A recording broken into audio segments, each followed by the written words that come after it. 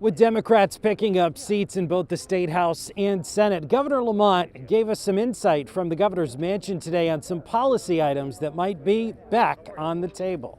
A national nail biter. The last thing I thought this country needed was the confusion that you see with an absolutely deadlocked 50-50 race. But a state sweep, with Democrats picking up seats in both the House and Senate. People are going to say, oh my gosh, a lot of Democrats and supermajorities. And I just want people that are looking for solutions. Republicans say they have them.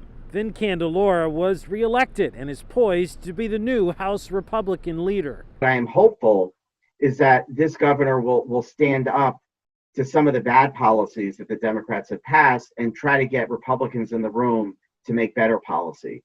If you got a better idea, come. You got a place at the table, and I'm all ears.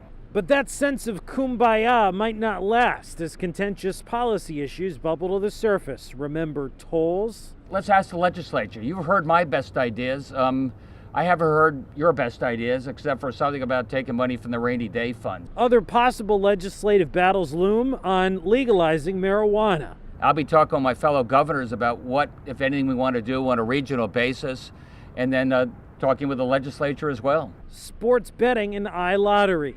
Let's face it, I'm looking around the country. I see this is something that's happening. Government-run healthcare. I'm looking at all solutions I can to make healthcare more affordable, broadly speaking, to individuals, to self-employed and small business.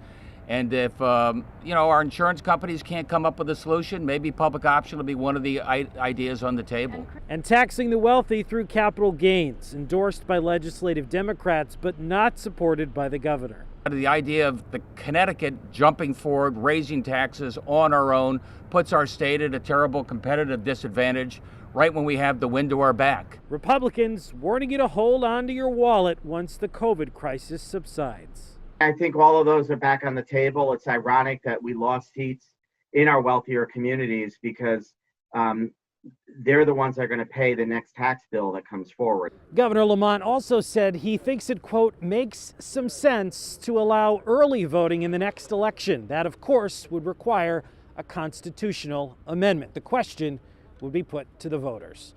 Reporting at the governor's residence in Hartford, Matt Caron, Fox 61 News.